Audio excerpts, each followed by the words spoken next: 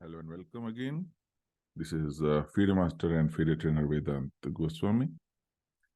Today, we are going to see a game by Magnus Carlsen played in the first round of the European Team Championship against Jergus Pechac. Pechac. Very difficult to pronounce that name. But anyways, very interesting positional game. And we'll just see the key features of the game. Let us start. E4, E5, and F3 and C6, Bishop B5, and F6, the Berlin defense, which was very famously used by Vladimir Kramnik to hold off Garry Kasparov in their World Championship match. D4 was played by Magnus Carlsen. Also, D3 is possible, which is a very solid line. White doesn't want to declare his intentions in the center right away and holds off the game till the middle game. Knight into D4, Knight into D4, and C6, a very interesting counter-attacking move. Both of the white pieces are under attack and one can be defended. And Magnus, very logically, keeps the bishop.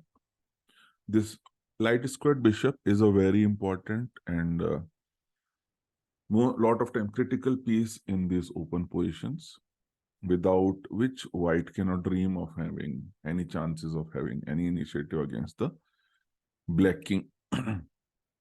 It squarely looks at the weakest square in the black's position, and usually a piece which should be exchanged only with the light squared bishop that black has, or to be preserved. So E into D4, Queen into D4, and Queen B6. Black offers exchange of queens. If we capture right now, this position is pretty reasonable for black because the rook opens up on the A file and black gets an additional pawn towards the center. So very reasonable position for black pieces. Carlsen played Queen E5, planning to pose some problems in the opening. Bishop E7 only move, and now castle.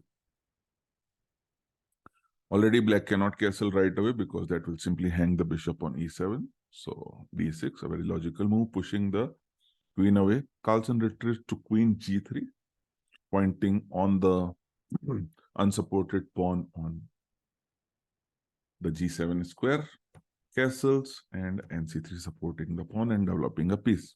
Bishop E6, bishop takes F into E6, and now a very important movement in the game.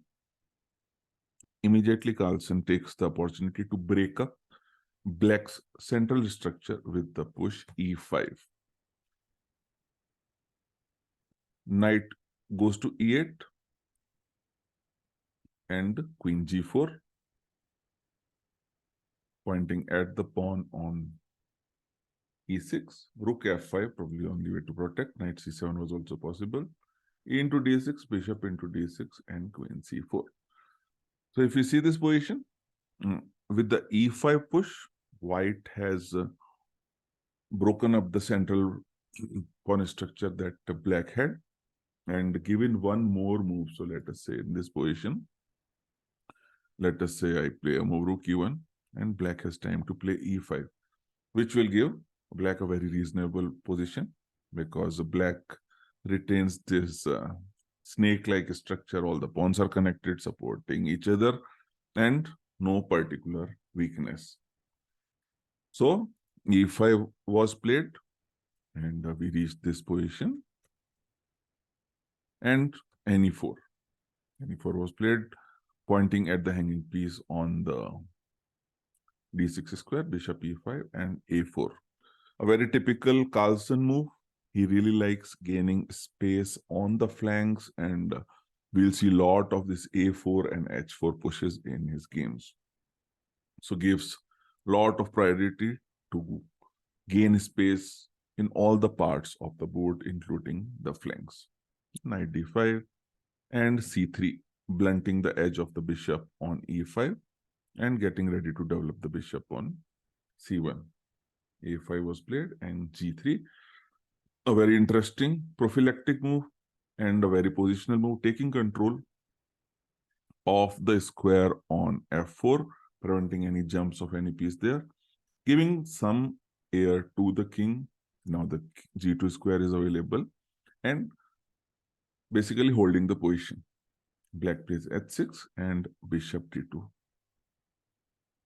Queen b2 right now, it's not such an issue because white can simply recover the pawn after rook f2 b1 or rook a2 b1 and can get to infiltrate the black's position from the b7 square. Rook e8 and rook e2 e1, very important move, completing development. And this is somewhere where a lot of beginners particularly fail. They are not able to complete development, but this is the sign of a master, a sign of a accomplished player, a sign of world champion, bringing all the pieces into the game, making sure every piece is fighting. Bishop b8 was played and rook e2, planning to develop double pieces on the e file, looking for opportunities against the isolated pawn on the e6 square as the game proceeds. Queen into b2 was played. Black is not happy with the direction of the game. He's not getting any active counterplay. Plays queen b2, but allows bishop h6, which compromises, which weakens the black king a bit further. Queen has to retreat. Bishop comes back. Knight into e3, rook into e3.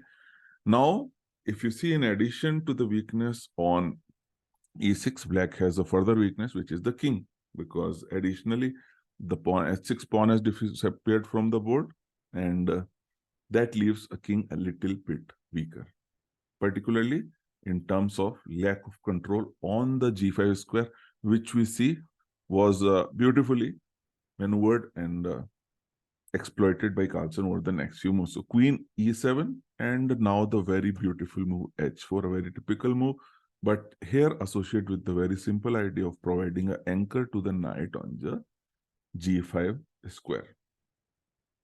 Queen d7, knight g5, and bishop a7, rook d3, rook d5, rook f3. Again, a very instructive move.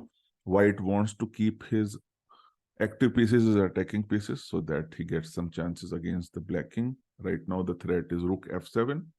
Rook f8 is played. Rook into f8. Queen e4. Centralizing. One of the key features of games of very strong players. Pieces in center have access to all areas of the board, and particularly this queen, which is a very powerful piece, has now multiple ideas with queen h7, queen g6, gaining access to squares near the black king. King e7 was played, queen g6, queen g6, king d8, knight into e6, knight into g7. At this point, Carlsen's opponent chose to resign. He has lost many pawns, and a simplest of the plans for white would be just to push the h pawn towards promotion and gain an easy victory. So very thematic game, a game very typical of Carlsen, showing absolute positional mastery, control of the position, and sitting tight with the small positional edges until the opponent cracks under pressure. Okay, so I hope you enjoyed the game. A great masterpiece, which is very typical of Carlsen games, and a very educational game also.